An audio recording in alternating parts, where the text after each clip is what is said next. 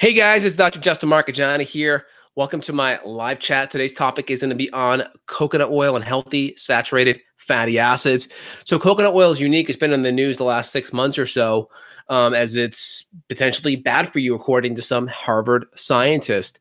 So first off, anytime we look at a healthy fat, we want to say, is this an old food or a new food, right? Because we kind of have fats that are relatively new. We have a lot of refined vegetable oils that we typically weren't able to extract, such as canola and soy and safflower. Like a lot of these oils, they're just more refined, right? There's a lot more processing to get these oils out, heating, filtration, a lot of types of solvents to help kind of extract them. And a lot of the fats get damaged very easily. Saturated fats like coconut oil, butter's in that same category as well. Saturated fats are more stable. So when you look at the organic chemistry, every time you have a carbon is saturated because it can have 4 bonds to it, right? So a saturated fat is a carbon attached to a carbon with 2 other hydrogens. So it's a carbon, and 2 hydrogens, and then 1 on the back. So it's a carbon, 2 hydrogens, a carbon here, and then 2 hydrogens, etc., right? And this makes the fat a saturated fat. It's saturated in all 4 of its bonds with hydrogen or another carbon bond. What this does is it makes the fat more stable. When you start putting double bonds in there, you start getting little kinks in the fatty acid. So for instance, in omega-3 is a fat where the 3rd bond has a double bond. The 3rd carbon has a double bond in it. This makes it a little less stable. So fish oils are good, right? But we know they aren't good fats to cook with, right? One of the big benefits that we get with coconut oil, saturated, more heat stable. Now let's look at the fats that are involved in coconut oil. It's primarily a medium chain triglyceride or medium chain fatty acid. What does that mean? Means typically it's got the 6 carbons all the way up to the 12 carbon fatty acids. So our C6 is our 6 carbon fat. That's caproic acid. Our C8, that's caprylic acid. Our C10 is capric, and our C12 is lauric acid. These are really important fats. A little quiz: breast milk is primarily, or at least half, lauric acid. So lauric acid is really good. It has very good antimicrobial effects. And a lot of the C8, C6, C8, C10 fats, because they're medium chain triglycerides, they convert to ketones, or they can help you essentially get into ketosis faster and better. And ketosis is this alternative fuel source that you can use besides sugar. So it helps shift you to become more of a fat burner. And a lot of these fats too, they don't need as much enterohepatic uptake, meaning they don't need much bile output, making those fats break down. So it takes a little stress off your gallbladder too. So we like coconut oil. Many meta-analysis is looking at many studies together and then looking at what the statistical threat is. And really there's no common denominator between saturated fats and heart disease. Even though some of these Harvard people say that, a lot of it's based off of previous studies on saturated fats showing there was a connection in heart disease. Why? Because previous studies, they did not do a good job lumping or extracting out the saturated fats from the trans fats. And we know trans fats are going to be our junky fats. So for instance, we have like a carbon, and then we have like a hydrogen and a hydrogen. Right? When you have a trans fat, we have a carbon, and then we have 1 hydrogen up here and the other hydrogen's down below. It's what's called the trans position, right? This is cis position, like the same. Trans, it's the opposite. And heat, lots of heat, and it's called hydrogenation, causes those hydrogens to flip. I'm doing a little bit of organic chemistry, but I'm trying to keep it simple. That puts the fat in a different position, and that creates trans fats. And trans fats are very difficult on the body. They're very stressful on the body. They're very inflexible. So when they go into your cell membranes, they make your cell membranes really stiff. They can create inflammation, and they can create free radical damage. Okay, free radicals come in and they chip away at your electrons, and they create damage. And then your body has to use things like antioxidants to help stabilize them. So things like coconut oil, they're saturated, so they're more stable. They're more heat stable as well.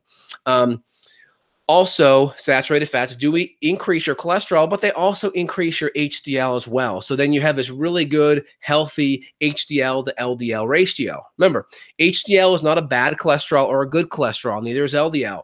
HDL is actually a protein, high-density lipoprotein. LDL, low-density lipoprotein. Really simple. HDL is the bus that brings cholesterol from your arteries, from your body, back to your liver. It's the bus that brings the kids back from the game, back to the school, Okay. And then the LDL bus is the one that brings the kids from the school back out to the game.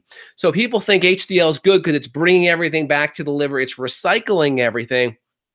But it's all part and parcel of the course because cholesterol is a really important antioxidant. It helps heal. Think of it as like a Band-Aid going out there and helping to essentially heal whatever broken stressors are present. And then we have this system where we can recycle these good cholesterols because it makes hormones. It's a raw material for our brain. The good healthy fats that are going to be in these lipoproteins also help make our cell membranes nice and healthy so they can communicate and work well. So again, we have the medium chain triglycerides that make up coconut oil. Old foods don't cause new diseases. We know because there's many Polynesian cultures that have consumed coconut oil for millennia, and they have zero risk of heart disease, at least when they're on their ancestral type of diet. We have the benefit of these medium chain triglycerides helping us get into ketosis because they convert to ketones relatively easily. There's some really good antibacterial and immune benefits. We'll use monolauric acid, the C12, in an extract form to help with viruses and to help with our immune system. Mothers give it to their babies in good quality breast milk, right? So really good things that we get from these things. And coconut oil is not an issue. My cholesterol, personally, I did a video on this last year when I got my life insurance done last year. My cholesterol, I think, was 175, and my HDL was like 50, and my trigs were like 55. And I think I consume like 60 or 70% fat a day. Right. So not even an issue. The biggest issue is going to be trans fats, and the biggest issue are going to be foods that drive up your insulin. So hope that helps. I want to just kind of open it up for questions. Anyone let me know. We can switch to the live Q&A portion of it. All right, cool. So try to keep the questions on topic. If you can at least tangentially connect it, that allows me to answer the question better. Dennis writes in, could eating 4 eggs per day negatively impact one's health? No, I think eggs are phenomenal. There are lots of choline, lots of good fatty acids, very rich protein source. I love it. If you have a serious allergen, there could be an issue, but overall, I'm not concerned at all. Jeff, we got to get you retested to see what's going on with your H. pylori infection. Make sure it's gone. Make sure you're doing everything good with the diet as possible. I know you're trying to get off those oxys, so reach out to me so we can chat again about that. Nicole writes in, what supplements can my 12-year-old take for allergies? Well, first thing is make sure they're off all the sugar and such. Make sure the sugar and stuff's really good. And then if not, in my line, we use something called Allerclear, which has a lot of bromelain. It has stinging nettle. It has quercetin. It has vitamin C. These are really good options. Is brain octane oil worth trying out for smoothies? Any recommendations? So brain octane oil is primarily, if I remember correctly, it's hexanoic acid. It's either C8, which is hexanoic, or it's the same thing as caprylic, or capric, which is C10. It's either C8 or C10. I can't remember. But supposedly that fat gets taken up by the brain more efficiently. I'm pretty sure it's C8. I think it's good. I mean, I do well with just general MCT as well. The whole kit and caboodle. When you do MCT oil, it's good. You get the whole thing: C6, C8, C10, C12. What's the benefit of doing MCT oil over coconut oil? Is it's 7 times more potent. You get 7 times more MCT in 1 tablespoon of MCT than you do in 1 tablespoon of coconut oil. Obviously, it's concentrated. That's the best thing. Eli Munns writes in, I got acid reflux lately with oats and pasta, but specifically with oats. This is all new. Any thoughts? Well, yeah, grains are going to be a problem. Grains are very inflammatory. They can be. James writes in, Dr. J, thanks for the Tom Brady Q&A. Good stuff. I've been on keto paleo template a while, eating lots of coconut, gluten-free butter, total cholesterol 194, HDL 80, LDL 101. That's perfect. Great to hear, James. Excellent. Go Pats in 2 weeks. Fab writes in, Doctor, quick question. I had H. pylori, finished my antibiotics. I bought some stomach support and probiotics to reconstruct my stomach into a natural pharmacy. What else do you recommend? Got to follow the 6 R's. Go watch my video, listen to my blog post on the 6 R's. Remove the bad foods, replace the enzymes, acids, repair the gut lining and the hormones, remove infections, repopulate, reinoculate beneficial bacteria, and then potentially retest. Tracy writes in, what's an H. pylori infection? Great question. It's one of my most watched videos, almost 1 million hits on it. Google that video, but it's a bacterial infection that can affect your stomach, create inflammation, and decrease your digestive secretions. All right. Sorry to hear that, Jeff. Reach out. Look forward to connecting with you, man. Every time I take magnesium and potassium lately, I get a headache and nausea. Can that mean I need more sodium? Well, I'd make sure you're doing some high quality sea salt. I'd make sure you're doing like a Redmond's real salt, and I'd make sure you're getting some good magnesium in there. Make sure you're getting 6 servings of green vegetables. You can do a full avocado and then about 1 sweet potato or a squash, and that'll get you about 4,500 milligrams of potassium, which is just about what you need to get your potassium levels, about 45 to 4,700 milligrams a day. Let's check out YouTube here real quick. Desiree writes in, will your Liver Supreme help with floating stools? Yes, it will, Desiree. So first off, if your stools are floating, make sure you're taking enough HCl and enzymes. Make sure you have that dialed in, okay? And then if that's still there, then just up the extra bile salts, which are going to be in the Liver Supreme. There's also some beetroot, which helps thin out the bile. And then there's some phosphatidylcholine, and there's some dandelion and artichoke root, which will help thin out the bile as well. Thomas writes in, what would cause heartburn and belching after eating cheese, and what supplements can be taken to help? So it could be a food allergen, right? It could be just the casein in the cheese is causing problems.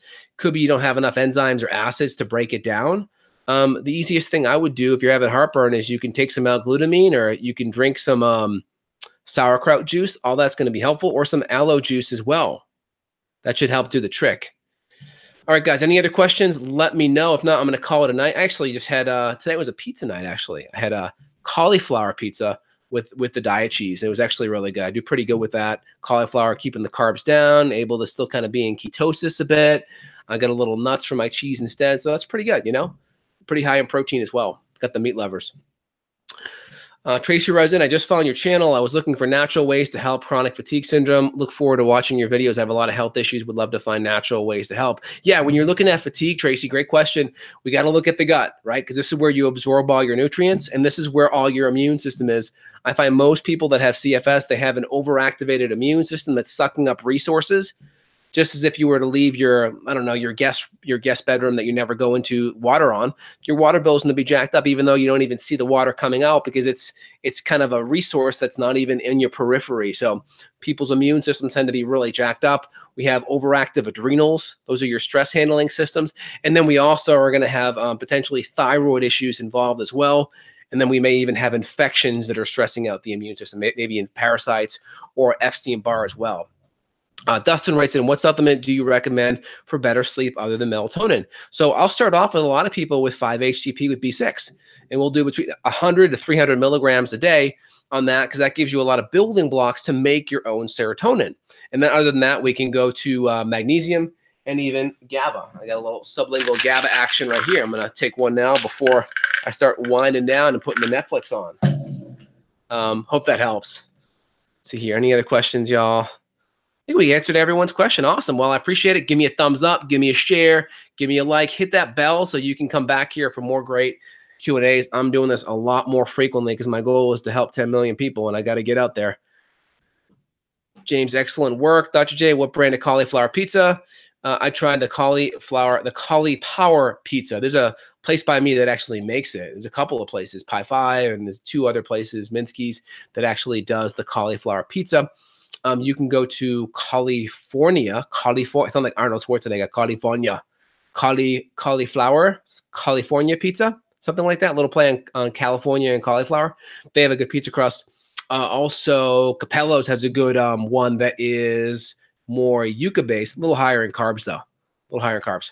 All right, guys, I'm signing off. Appreciate it. Give me the like, thumbs up. You want to dive in deeper, work with me one-on-one, click below as well. You guys have a phenomenal night. I'll be back for more tomorrow. Take care. Bye.